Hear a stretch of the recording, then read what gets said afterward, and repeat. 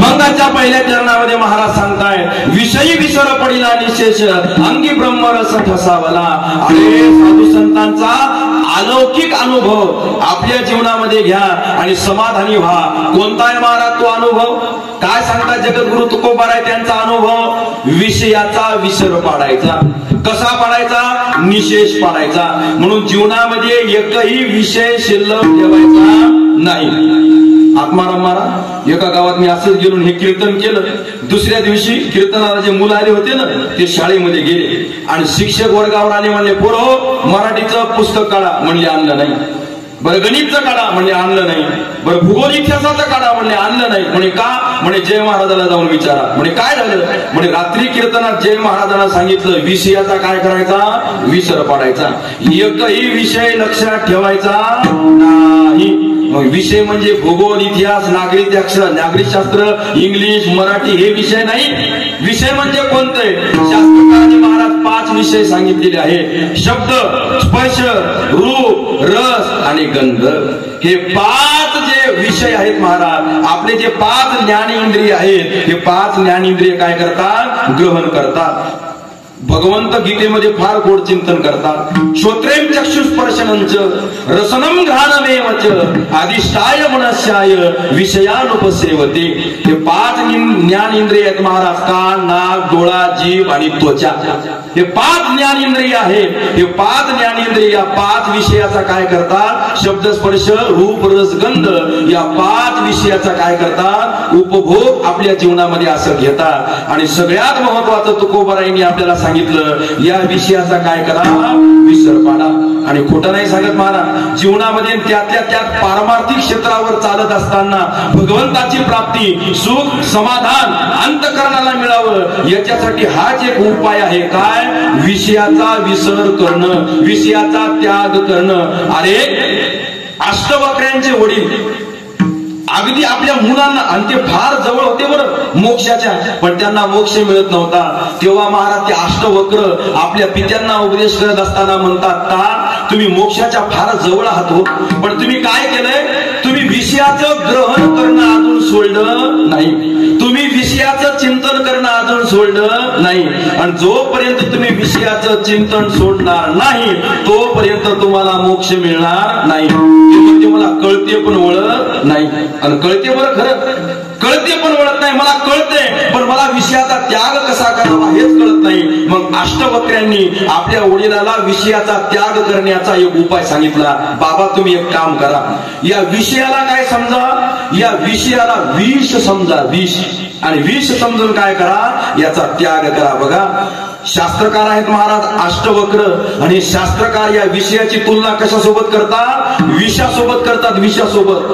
पण मी तो म्हणतो मुंजाजी महाराज, एकदाचे विष बरं, पण हे विषय बरे नाही.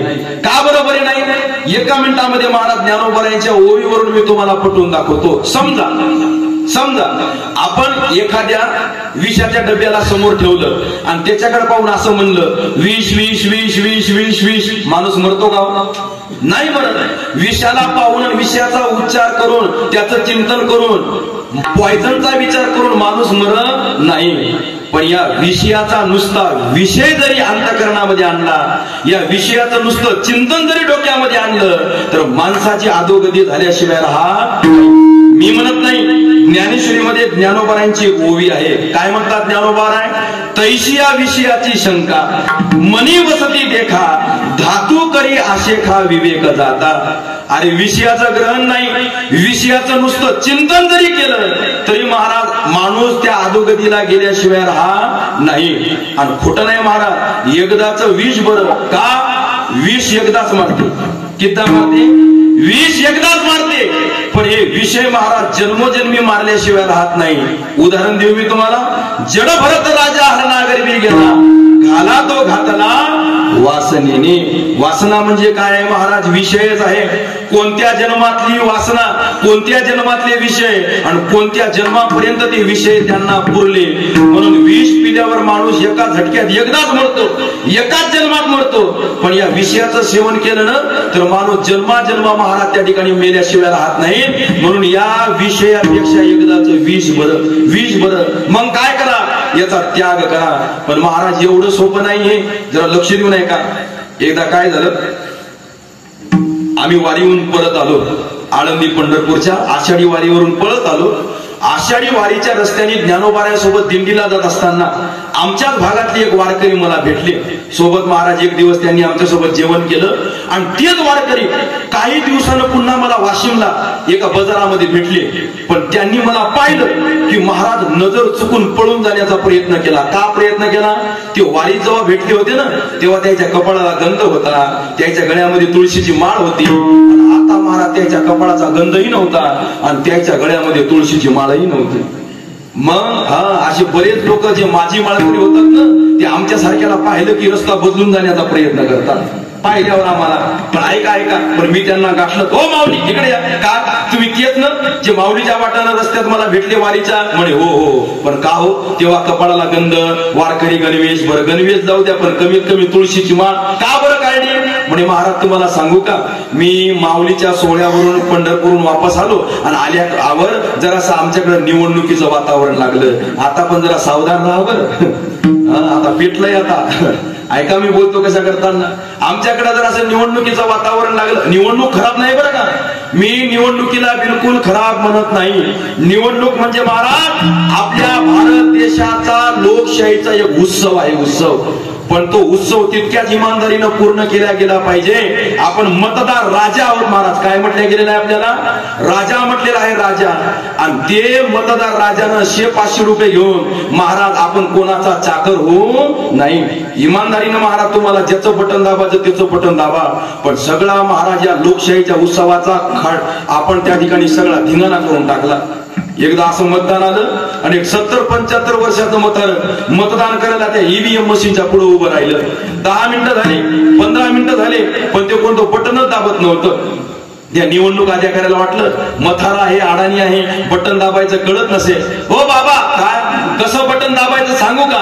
अरे चुप बस, बटन दाबायचे ते कळते, पण रात्री पाजली कोण हेच आठवत नाही. आता बटन दाबू कोणाचं, याला नेऊन दाबा कुठं तरी एकदा.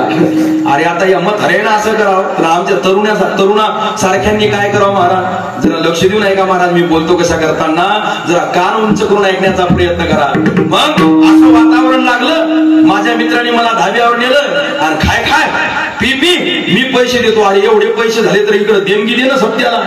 काय की महाराज माणसाला ज्याला दारू पिता येत नाही, ज्याला व्यसन करता येत नाही, त्याला व्यसनी कसं करायचं याचा फार अट्टास असते लोकांचा, व्यसनी लोकांचा. त्याला वाटते आपल्या टीम मध्ये आलं पाहिजे ते, नाही काय? आपल्या टीम मध्ये तिथं महाराज पी खाय म्हणून महाराज माझ्या मित्राचा अट्टहास पूर्ण करण्यासाठी मी काय केलं, मी त्या ठिकाणी नाही खायचं ते खाल्लं, नाही पियाचं ते पिलं, म्हणून मी माझी माळकरी झालो. मी त्याला एकच प्रश्न विचारला, का रे तुझ्या मित्रानं अट्टहास केला तुला काय? पी दारू, मी पैसे देतो. त्याच मित्रानं जर तुला असं म्हणलं असतं पी विष, पी पॉइझन, पी मी पैसे देतो, पिला असता का तो विष? कितीही महागातलं महागात महाराज 5000 लिटरचं जरी विष आणून दिलं असतं, यानं चेंबर सुद्धा महाराज चाकून बघलं नसतं. का? याला माहित आहे विष पिल्यावर मी मेल्याशिवाय राहा नाही. पण तरी सुद्धा महाराज जरा लक्ष देऊन ऐका, लक्ष देऊन ऐका. हे विष सोपं हो, पण हे विषय सोपे नाही. अजून एक पाऊल पुढे टाकून बोलू का? बरं काय हरकत नाही बाबा, तुझ्या मित्रा खातीर तू दारुड्या झाला, माझी माळकऱ्या झाला. आता जरा लक्ष देऊन ऐका, नाही तर तुम्हाला कळणार नाही. जरा कान उंच करून ऐका. जसं त्या माळकऱ्याला दारुड्याची संगत झाली म्हणून माळकरी माझी माळकरी होऊन दारुड्या झाला, त्याच प्रकारे त्या दारुड्याला माळकऱ्याची संगत झाली, मग तो दारुड्या माळकरी का नाही झाला? व्हायला पाहिजे होता ना महाराज, पण नाही झाला. का? तिथे महाराज आपल्या मनाचा निश्चय कमी पडला. हे विषय इतके खतरनाक आहेत महाराज. आपल्याला वाटतं की आपल्या मनावर आपण त्या विषयावर ताबा ठेवलेला आहे. आपल्या मनावर त्या विषयाचा ताबा आहे. तुम्ही म्हणसाल कसं का? तुम्ही शुगरवाल्या पेशंटकडे पहा, एखाद्या डॉक्टरने सांगितलेलं असते गोड खाल्ले की तुम्ही मरणार म्हणजे मरणार. ते मरणालाही घाबरत नाही महाराज. चोरून का असेल आपण गोड खाल्ल्याशिवाय राहा. हे कशाचं उदाहरण आहे महाराज? की विषय आपल्या मनावर हवी आहे याचं उदाहरण आहे. जरा लक्ष देऊन ऐकण्याचा प्रयत्न करा, मी बोलतो कशा करताना. म्हणून काय करा, या विषयाचा त्याग करा, विषयाचा त्याग. लोक म्हणतात हो महाराज विषयाचा त्याग करा, विषयाचा त्याग करा, हे खाऊ नका, ते पिऊ नका, असं वागू नका, हे पाहू नका, हे बोलू नका. अहो जीवन आहेच किती दिवसाचं, आज आव्हान उद्या नाही, जगू द्या ना आनंदानं. जर विषयाचा उपभोग घेऊन जर आम्ही जगलो तर काय होतं? अरे बाबा विषयाचा उपभोग घेऊन जर तू इथं जगला तर तिथं गेल्यावर काय होतं माहिती आहे?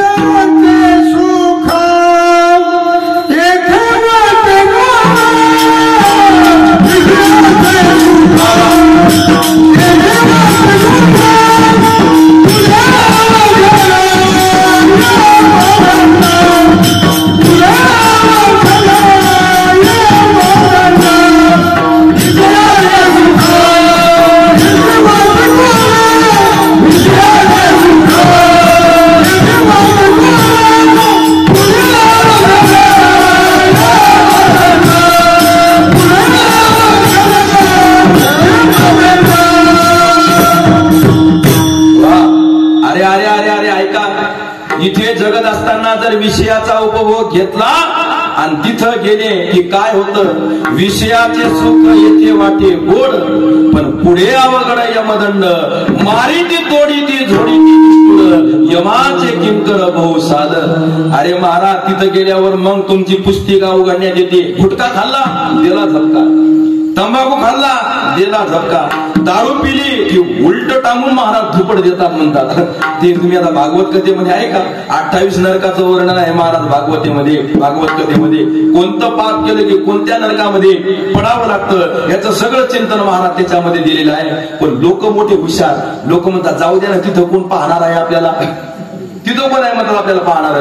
खोटं नाही सांगत महाराज. एखादा माणूस जर पडला ना पाय घसरून तर ते पडल्यावर मला कुठं लागलं हे नाही पाहत, मी पडताना कोण मला पाहिला का हे अगोदर पाहत का. लोकांना त्याची फार काळजी असते. जाऊ द्या ना महाराज, तिथं मारली तर मारली, कोण आहे आपल्या काय शेजारी येणार आहे का पाहायला आपल्याला? अरे लक्ष देऊ नये का महाराज, मला जाऊ द्या. तिथं तुम्हाला तिथल्या जाण्याची काही अवघड फिकर नाही, तिथं शिक्षा मिळण्याची तुम्हाला काही चिंता नाही. मेल्यावर काय होते जे झालं ते होईल असं तुम्ही म्हणता ना. मेल्यावरच नाही महाराज, वर्तमान काळामध्ये सुद्धा जगत असताना जर आपण या विषयाचा उपभोग घेणं सोडलं नाही तर वर्तमान काळामध्ये सुद्धा तुमची आमची फजिती आणि दुःखाचा सामना जीवनामध्ये निश्चित करावा लागेल. कसं काय? मी नेहमी एक उदाहरण सांगत असतो, फक्त गणित करा. काय झालं? एका गावामध्ये एक मथारण मथारी होती. त्यांचा एक व्यवसाय होता. का? नांदेडला जायचा, 1 रुपयाचा भाजीपाला आणायचा आणि गावामध्ये तो आणून विकायचा. 1 रुपयाचा भाजीपाला विकला की 1 रुपया नफा मिळायचा. जवळ यायचे 2 रुपये, 1 रुपया घर खर्चामध्ये घालायचा आणि उरलेला 1 रुपया पुन्हा महाराज भाजीपाला आणायला ठेवायचा. उभा आयुष्य गेलं महाराज त्या मथारा मथारीचं त्या 1 रुपयावर. पण एक दिवस मथारा मथारी गेलं नांदेडला आणि हॉटेलवर महाराज त्या लक्ष गेलं मथाऱ्याचं, त्या बिकानेर त्या स्वीट मार्टवर. तो आचारी रस्त्यावरच महाराज त्या ठिकाणी जिलेबी काढू लागला. पिवळ्या पिवळ्या रंगाची गरम गरम महाराज सुगंधी जिलेबी. त्याचं लक्ष गेलं आणि याच्या तोंडाला महाराज पाणी सुटलं मथाऱ्याच्या. त्यानं हळूच मथारीला चिमटा घेतला. म्हणजे काय ग काय काय काय? अहो काही नाही काही नाही. काय झालं मग? चिमटा. अरे ते बघ ना किती आचारी छान जिलेबी काढतोय, मग चल ना आपण खाऊ. अहो सगळ्या 1 रुपयावर आपला संसार चाललाय आणि हा जर 1 रुपया आपण खर्चला तर तू म्हणाल मला दोघालाही उपाशी राहावं लागल. अगं वेडे 1 रुपया नाही म्हणत, 4 खर्चू नाही म्हणजे नाही. आता कोणत्या मथाऱ्याचं मथारी पुढे चालतं म्हणून त्या मथाऱ्याचं चालणार होतं? चालतच नाही महाराज. आले मुकाट्याने घरी. पण दुसऱ्या दिवशी त्या मथाऱ्याचं नशीब चांगलं. का? ती मथारी पडली बिमार. तिने पिशवीतून 1 रुपया काढला आणि त्या मथाऱ्याच्या हातात ठेवला. म्हणे माझी तब्येत जरा कणकण आहे, 1 रुपया घ्या, सरळ बाजारात जा, भाजीपाला आणा, इकडे तिकडे जाऊ नका. याच्या मनात लड्डू फुटू लागले महाराज. हे गेले 1 रुपया घेऊन बाजारात, मग बिकानेर स्वीट मार. त्या 1 रुपयात त्या 4 आण्याची महाराज जिलेबी खाल्ली. जवळ उरले 12 भाजीपाला आणला गावात आणून विकला. रोज 1 रुपयाचा भाजीपाला विकला की 1 रुपया नफा मिळत होता. आज 12 भाजीपाला विकला म्हणून 12 नफा मिळाला. 12 1.5 रुपया. त्या 1.5 रुपयातला 1 रुपया गेला घर खर्चामध्ये. जवळ उरले 50 पैसे म्हणून दुसऱ्या दिवशी 50 पैशाचा भाजीपाला आणला म्हणून 50 पैसेच नफा मिळाला. 50 पैसे 50 पैसे 1 रुपया. 1 रुपया गेला घर खर्चामध्ये. जवळ उरले शून्य. मथाराही उपाशी आणि मथारीही उपाशी. म्हणून जरा लक्ष देऊन ऐकण्याचा प्रयत्न करा. अरे विषयाचं सुख इथं ग्रहण करत असताना सुद्धा तुमची आमची फजिती झाल्याशिवाय राहत नाही. म्हणून विषयी विसर पडिला निशेष विठ्ठल विठ्ठल.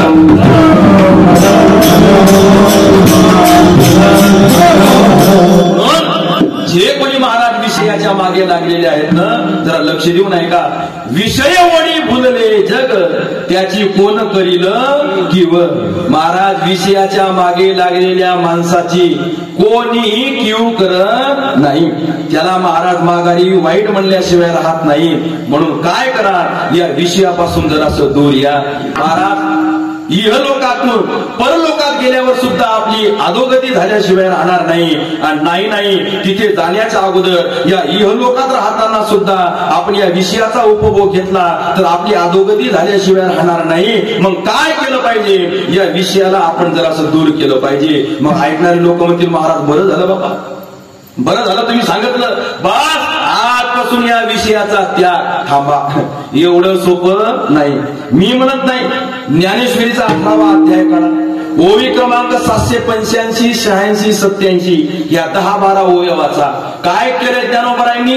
एखादा साधक आहे, त्या साधकाच्या इंद्रियाला त्या विषयाचं श्रवण, त्या विषयाची सवय लागली. त्या साधकाला आपल्या इंद्रियापासून, आपल्या अंतःकरणापासून त्या विषयाचा त्याग करत असताना त्याच्या अंतःकरणाला किती दुःख होतं, त्याचं उदाहरण महाराज ज्ञानोबरायांनी ज्ञानेश्वरीमध्ये जवळजवळ 4-5 उदाहरण दिले. कोणकोणते ऐका. जे सारसही बिघडता ओय ओवाहुनी वस्य काढिता नवे फलंगुत मंडिता भानयावरुणी पे माये पुरुणी बालक काळे नेताजी एकुलते एक होय का उदक तुटता मीना. 2 ओव्यामध्ये ज्ञानोबरायांनी 5 दृष्टांत दिले. कशासाठी. एखादा साधक आहे, त्या साधकाला आपल्या इंद्रियाला लागलेली वाईट विषयाची सवय दूर करायची. ती सोडत असताना त्याच्या अंतःकरणाला केवढं दुःख होतं. ज्ञानोबरायांनी पहिला उदाहरण देताना सांगितलं सारस नावाचा पक्षी. काय म्हणतात ज्ञानोबराय, नर आणि मादी रात्रीच्या वेळेला नदीच्या 2 कडाला बसलेले आहेत. दोघांचाही आवाज होतो, एकमेकाला ऐकू येतो, पण रात्रीची वेळ असल्यामुळे त्यांची व्यवस्थित भेट होत नाही. त्यांची भेट होत नाही म्हणून त्या सारस नावाच्या पक्षाच्या अंतःकरणाला जेवढं दुःख तेवढं दुःख त्या साधकाच्या अंतःकरणाला होतं, जेव्हा या इंद्रियापासून हे वाईट विषय दूर करायचे असतात. नुसतं ऐकू नका, माझ्याकडे पहा बरं, नाही ते विषय कळणार नाहीत मी कोणते सांगतोय ते. जरा लक्ष देऊन ऐकण्याचा प्रयत्न करा. पण ज्ञानोबरायांना हा दृष्टांत कमी वाटला का. अरे रात्री नाही भेटले पण दिवसा भेटल्याशिवाय राहणार नाही. म्हणून तुम्हाला कळलं असं पुढचं उदाहरण दिलं. कोणतं. एक महाराज गाय, शेतकरी या तुम्ही, गाय जन्मली गेली, तिला वासरू झालं. त्या गायीचं दूध काढण्याच्या अगोदर आपण वासराला सोडतो. ते जाते उड्या मारत मारत मारत गायीच्या स्तनाला तोंड लावते आणि झटके मारून गायीला पाना फोडायला लावते. पण पहिला थेंब दुधाचा त्याच्या तोंडात जाणार की महाराज आपण त्या वासराला धरतो, ओढत ओढत त्याच्या खुंट्यावर नेऊन बांधतो. त्या गायीपासून त्या वासराला दूर होत असताना त्या वासराच्या अंतःकरणाला केवढं दुःख, तेवढं दुःख त्या साधकाच्या अंतःकरणाला होतं जेव्हा या इंद्रियापासून ते विषय बाजूला करायचे असतात तेव्हा. एवढं महाराज ते सोपं नाही. पण ज्ञानोबरायांना हा सुद्धा दृष्टांत कमी वाटला का. अरे नाही दूध पाजलं पण दुसरं काहीतरी खाऊ घालत आणि त्या वासराला जगण्याचे प्रयत्न करेल. म्हणून ज्ञानोबरायांनी पुढचा दृष्टांत दिला. कोणता. नवे भनंगू दमंडिता. भनंगू म्हणजे भिकारी. एखादा भिकारी आहे तुमच्यासारख्या गावामध्ये आला. आता तुमच्या गावाला गाव म्हणावं का शहर म्हणावं हेच कळायला तयार नाही. आहे का. तुमच्यासारख्या गावामध्ये आला आणि महाराज मोठा पाटलाचा वाडा पाहिला आणि महाराज त्या ठिकाणी पाटलीनबाईला आवाज देऊ लागला, धर्म करा, दान करा, 2 दिवसापासून उपाशी आहे. पाटलीनबाईला तिची अवस्था पाहून दया आली. महाराज घरी पाहुणे येणार होते, पाचीपाकवानाच्या पदार्थाचा बेत झाला होता आणि म्हणून ते पदार्थ वाढले महाराज ताटात आणि त्याच्या पुढे नेऊन ठेवले. त्याचे डोळेच फिरू लागले.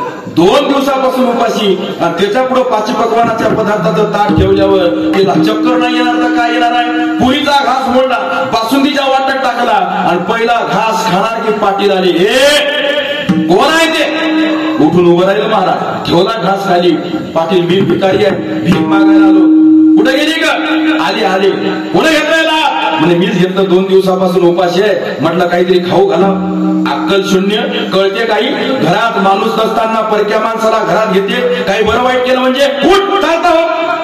महाराज 2 दिवसाचा उपाशी असलेल्या भिकाऱ्याला भरल्या ताटावरून उठवत असताना, त्या ताटापासून दूर जात असताना त्या भिकाऱ्याच्या अंतःकरणाला केवढ्या वेदना झाल्या असतील. माऊली म्हणतात तेवढ्याच वेदना त्या साधकाच्या अंतःकरणाला होतात जेव्हा या इंद्रियापासून ते विषय बाजूला करायचे असतात तेव्हा.